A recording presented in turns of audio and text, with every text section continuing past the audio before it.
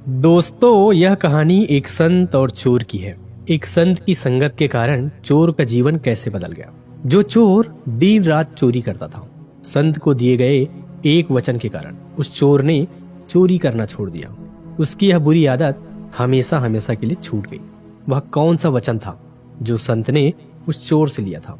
कहानी बड़ी ही शिक्षाप्रद और महत्वपूर्ण होने वाली है। मेरा आपसे निवेदन है कि इस कहानी को पूरा सुनना और वीडियो के अंत तक हमारे साथ बने रहने की कृपा करना। दोस्तों, एक बार की बात है कि किसी गांव में एक संत रहते थे। वे संत जी हमेशा लोगों को अच्छी बातें बताया करते थे। एक बार की बात है कि रात के समय वे संत कहीं जा रहे थे तो उन्हें एक व्यक्ति मिला। वह व्यक्ति चोर था और चोरी करने की नियत से वह निकला था। उस संत ने देखा तो जब चोर की नजर एक दूसरे पर पड़ी तो चोर ने छिपने की कोशिश की। वे संत कहने लगे कि भाई, तुम कौन हो और मुझे देख करके क्यों छुप रहे हो? उस चोर ने संत से कहा कि मैं आपको जानता हूँ, प्रणाम मुनिवर। और कहने लगा कि महाराज, मैं एक चोर हूँ और चोरी करने के लिए जा रहा हूँ। आप इतने महान संत हैं, मैं आपसे झूठ नहीं बोल सकता। संत ने कहा कि भाई, यह धंधा छोड़ दो और कोई ऐसा काम करो जिससे तुम्हें किसी को देख करके किसी प्रकार का डर न लगे। और यदि ऐसा काम करते हो कि किसी को देखकर तुम्हें डरना पड़े और छिपना पड़े तो यह काम क्यों करना, इसे छोड़ दो। उस चोर ने कहा कि महाराज, मेरे पिताजी भी यही काम करते थे और मैं भी केवल यही काम जानता हूँ और इसके सिवाय दूसरा कोई काम मुझे पता ही नहीं है, क्योंकि मैंने कभी किया ही नहीं और उसके बारे में मुझे जानकारी नहीं है। फिर मैं पढ़ा लिखा भी व्यक्ति नहीं हूँ और न ही मेरे पास इतना धन है कि मैं कोई व्यापार कर सकूं। यदि मैं ये धंधा छोड़ दूं तो फिर मेरे परिवार का पालन पोषण कैसे होगा? उसका उत्तर सुनकर के वे संत कहने लगे। कुछ देर तक तो वे शांत खड़े रहे, फिर बोले, भाई, अच्छा तो ठीक है, तुम यह धंधा करो, परंतु हमारी एक बात मान लो। उस चोर ने कहा कि आज्ञा कीजिए महाराज, आपका आदेश सिरोधार्य है। संत ने कहा कि पहले वादा करो कि तुम हमारी बात को अवश्य मानोगे। चोर ने वादा किया और कहा कि आप जो भी कहेंगे मैं आज से वही करूंगा। उस संत ने कहा कि आज से तुम किसी भी परिस्थिति में झूठ मत बोलना, सदा सत्य बोलना, तुम्हारा कल्याण होगा। यह कह करके संत अपने रास्ते को चल दिए। इधर चोर सोचने लगा कि झूठ नहीं बोलूंगा तो काम कैसे चलेगा, पर अब तो संत को मैंने वादा किया है, कुछ भी हो जाए अपना वादा नहीं तोड़ सकता। यही सोच करके वह चोर चोरी के इरादे से एक ओर चल दिया। जब वह कुछ दूरी पर पहुंचा तो उसे एक और व्यक्ति मिल गया। वह वास्तव में वहां का राजा था, जो भेष बदल करके अपने नगर का भ्रमण करने के लिए निकला था। उसने भी चोर को देख लिया। राजा ने उस चोर से धीरे से पूछा कि तुम कौन हो और इस समय कहाँ जा रहे हो? चोर मन ही मन विचार करने लगा कि मैंने झूठ बोलना तो छोड़ दिया है, अब तो मुझे झूठ बोलना ही नहीं, इसलिए सच सच बता देता हूँ, जो होगा देखा जाएगा। यही मन में सोच करके उसने राजा से कहा कि मैं चोर हूँ और चोरी करने के उद्देश्य से मैं घर से निकला हूँ। इस तरह की बात को सुन करके राजा आश्चर्यचकित हो गया कि अरे, यह कैसा चोर है जो स्वयं ही बता रहा है कि मैं चोर हूँ। आश्चर्य प्रकट करते हुए उसने कहा, क्यों हंसी करते हो, मजाक करते हो? तुम अवश्य ही कोई सैनिक अथवा गुप्तचर मालूम होते हो।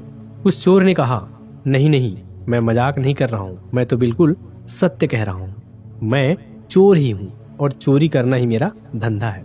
राजा ने कहा, भाई, चोर तो मैं भी हूँ, परंतु अभी नया नया ही यह धंधा शुरू किया है। अच्छा हुआ तुम मिल गए, आज दोनों मिल करके चोरी करते हैं। यदि तुम्हारा ख्याल हो तो राजमहल में चोरी करे। चोर बोला, पागल हो गए हो, राजमहल में कैसे घुसे? उस राजा ने कहा कि घबराओ नहीं, घबराने की कोई बात नहीं है, मेरी बात ध्यान से सुनो। मैं पहले राजमहल में नौकर था, परंतु राजा ने किसी बात पर नाराज होकर के हमको नौकरी से बाहर निकाल दिया था।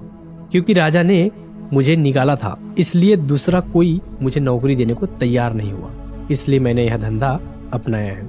मुझे राजमहल के एक एक गुप्त द्वार का पूरी तरह से पता है कि किधर से आना है और किधर से जाना है, यह मुझे भली भांति पता है। चलो आज राजमहल में अपना भाग्य आजमाते हैं। इतना कह करके राजा उस चोर को साथ लेकर के राजमहल के पिछवाड़े जा पहुंचा और जो गुप्त मार्ग था उसका दरवाजा खोल करके कहने लगा कि तुम पुराने चोर हो, अंधेरे में देखने का तुम्हें अभ्यास है, इसलिए तुम अंदर जा करके सारा माल बटोर लाओ, मैं यहीं पर तब तक पहरा दे रहा हूँ। चोर ने कहा कि इतने बड़े महल में मुझे कैसे मालूम होगा कि माल कहाँ रखा है।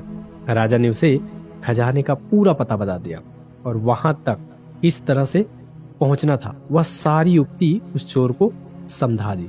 चोर जब अंदर घुसा और खजाने के द्वार पर पहुंचा, वहां दीवार पर एक चरखी लगी हुई थी। उस चरखी को घुमाते ही वह द्वार खुल गया। चोर ने देखा कि वहां तो अनेकों बड़े बड़े मजबूत बक्से रखे हुए हैं जिनमें बड़े बड़े ताले पड़े हुए हैं। उसने चाबिया का गुच्छा तथा कुछ दूसरे औजार निकाले और एक बक्से का ताला खोलने की कोशिश करने लगा, परंतु उसकी सारी कोशिश बेकार हो गई। उसने यह सोच करके कमरे में चारों तरफ नजर दौड़ाई कि शायद कोई लोहे की सलाख वगैरह मिल जाए। तभी उसकी निगाह एक बक्से पर पड़ी जो कुछ छोटा था और बड़े बक्से के ऊपर रखा हुआ था। उस चोर ने देखा, उसने उसका ताला खोलने की कोशिश की, थोड़ा सा ही प्रयास किया और उस बक्से का ताला खुल गया। उसने ढक्कन हटा करके देखा तो उसमें एक छोटी सी और बक्सा थी और उस बक्सा के अतिरिक्त कुछ नहीं था। उसमें एक छोटी सी बक्सा थी। उसको बाहर निकाला। जैसे ही उसका ढक्कन खोला, उसकी आंखें चमक उठी। उसमें 3 बहुमूल्य हीरे रखे हुए थे। उसने वे तीनों हीरे उठा लिए और वहां से चलने लगा। तभी उसके दिल में विचार आया कि हीरे तो 3 हैं और हम दोनों इसका आधा आधा भाग कैसे करेंगे। मैं झूठ बोल करके एक हीरा अधिक अपने पास रख लूं। यह मैं करूंगा नहीं, क्योंकि मैंने झूठ ना बोलने का वादा किया है और इतने बड़े संत से किया है। जो संत हमेशा दूसरों का भला करते हैं और सदैव सत्य बात को बोलते हैं। मैंने ऐसे संत से यह वादा किया है। यही सोच करके उस चोर ने एक हीरा उस बक्से में वापस रख दिया और वह महल से बाहर निकल आया। बाहर आकर के उसने राजा से कहा, यह 2 हीरे लाया हूँ, एक तुम्हारा है और एक मेरा है। यह कह करके उसने एक हीरा राजा को दे दिया और दूसरा हीरा अपने पास रख करके चला गया। उसके जाने के बाद राजा ने सोचा कि हीरे तो संदूक में 3 थे, फिर उसने यह क्यों कहा कि मैं 2 हीरे लाया हूँ, चल करके देखना चाहिए। यही विचार करके राजा जब वहां पहुंचा तो वह देखता है कि एक हीरा उसी छोटी सी बक्सिया के अंदर रखा हुआ है। यह देख करके वह राजा बड़ा हैरान हुआ कि यह कैसा चोर है जो चोरी भी करता है और सच भी बोलता है। राजा ने उस खजाने का द्वार खुला छोड़ दिया और अपने शयन कक्ष में जा करके वह राजा सो गया। जब सुबह हुई और थोड़ी देर हुई तो हल्ला मच गया कि राजमहल के खजाने में चोरी हो गई। चारों तरफ यही चर्चा होने लगी। राजा ने अपने मंत्री को बुलाया और चोर के बारे में पता लगाने के लिए कहा।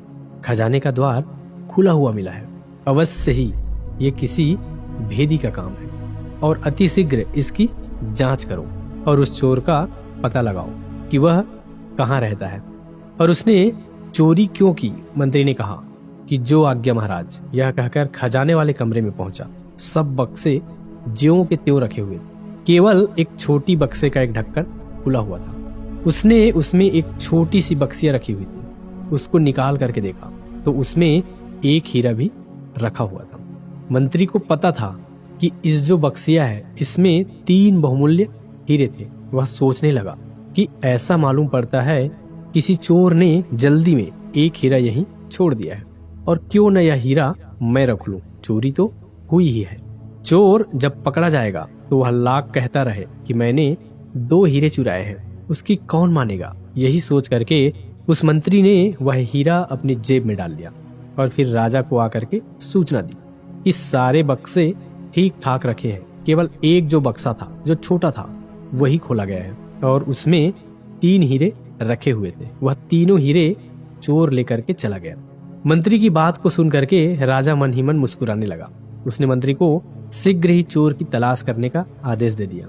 चारों तरफ उस चोर की तलाश शुरू हो गई और खोजिया के द्वारा शीघ्र ही चोर को पकड़ लिया गया। राजा के दरबार में जब उस चोर को पेश किया गया तो राजा ने चोर से कहा कि क्या रात में तुम्ही ने राजमहल में घुस करके चोरी की है। चोर ने हाथ जोड़ करके कहा कि हाँ महाराज। राजा साहब, चोरी तो मैंने ही की है और मैं इसका दंड भुगतने के लिए तैयार भी हूँ, परंतु मेरे साथ एक अन्य चोर भी इसमें शामिल था। मंत्री ने पूछा, वह कौन है, उसका नाम बताओ।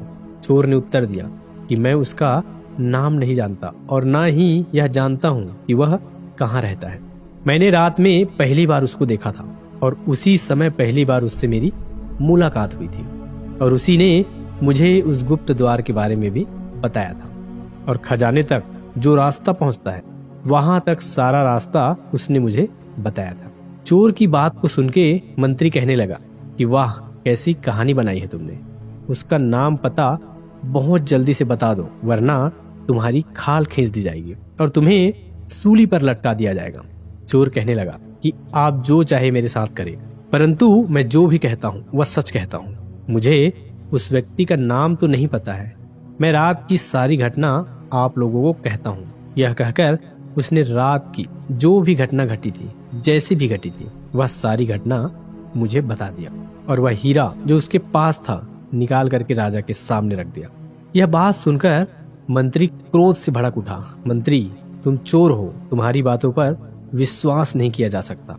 तुम कहते हो कि तुमने केवल 2 हीरे चुराए हैं और उसमें एक अपने साथी को दिया है, परंतु चोरी में तो 3 हीरे चोरी हुए हैं। फिर तीसरा हीरा कहाँ चला गया? चोर के कुछ कहने से पहले ही राजा कहने लगा कि मंत्री जी, यह चोर बिल्कुल सही कह रहा है। हीरे 2 ही चोरी हुए हैं और इसने उसमें से एक हीरा अपने साथी को दिया था और एक स्वयं अपने पास रख लिया था।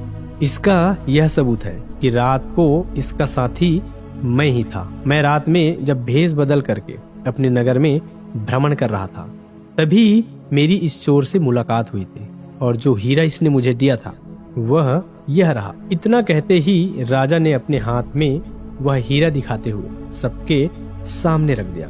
इस तरह से उस दरबार में चारों तरफ सन्नाटा छा गया। राजा बड़ी देर तक मौन बैठा रहा, फिर कहने लगा कि जब यह मेरा हिस्सा मुझे दे करके चला गया तो मैंने खजाने में आकर जब जांच की तो यह झूठ बोला गया कि सच है और मुझे वहां पहुंच करके यह देख करके बड़ी हैरानी हुई। तीसरा हीरा उसी छोटी सी बक्सिया में रखा हुआ था। मंत्री जी, वह हीरा आप अपनी जेब में से निकालिए। राजा के यह कहते ही सबकी नजर मंत्री की तरफ घूम गई, जो अब भय के मारे वह कांप रहा था। राजा के आदेश से हीरा उसके पास से बरामद कर लिया गया और चोरी के अपराध में उस मंत्री को जेल में डाल दिया गया। उसके बाद राजा ने चोर से कहा कि तुम चोरी भी करते हो और फिर सत्य भी बोलते हो। मुझे इसका रहस्य बताओ कि तुम चोरी करने के बाद, तो चोर हमेशा झूठ बोलता है, तुम कैसे चोर हो जो चोरी करने के बाद अपना सारा गुनाह कबूल कर लेते हो? इसका मैं रहस्य समझना चाहता हूँ। कौन सी बात है जिसके कारण तुम सदैव सत्य बोलते हो? उस चोर ने कहना शुरू किया कि मैं उनसे मिलने गया था। वह संत ने मुझसे वचन लिया था कि तुम सदा ही सत्य बोलोगे और मैंने उस संत को वचन भी दिया था कि मैं आज के बाद हमेशा सत्य बोलूंगा। यही कारण है कि मैं उस दिन चोरी करने जा रहा था और आप जब मुझे रास्ते में मिले तो मैंने सारी बातें आपको बिल्कुल सच बताई थी। राजा ने कहा कि मैं तुमसे बहुत प्रसन्न हूँ और मैं तुम्हें अपना मंत्री बनाना चाहता हूँ। उस चोर ने कहा कि महाराज, यह आपकी बड़ी ही कृपा है कि मुझ जैसे चोर को आपने सजा ना दे करके मुझे मंत्री का पद भेंट किया है, परंतु जिनका वचन मानने से ही आज मुझे आप मंत्री का पद देने के लिए तैयार हो गए हैं, मैं तो अब उनकी ही शरण में रहूंगा और उनके ही कहने के अनुसार अपना सारा जीवन का कार्य करूंगा। ऐसा मैंने निश्चय कर लिया है, क्योंकि उनकी एक बात मानने से मेरा जीवन बदल गया है और मैं जो गली गली चोरी करता था, एक संत की बात मानने के कारण आज एक राजा मुझे मंत्री का पद दे रहा है। मैं क्यों ना उसकी संगति करूं और उनके साथ बताए हुए सारे रास्ते पर चलूं, जिससे मेरे जीवन का सुधार हो जाए। उस चोर की बात को सुन करके राजा गदगद हो गया और राजा ने उस चोर से कहा कि जाइए, आप उस संत की सेवा में जाइए, क्योंकि संत ने आपका जीवन सुधार दिया है। दोस्तों, एक संत की संगति के कारण उस चोर का पूरा जीवन बदल गया। दोस्तों, यह कहानी आपको कैसी लगी है? प्यारा सा कमेंट करके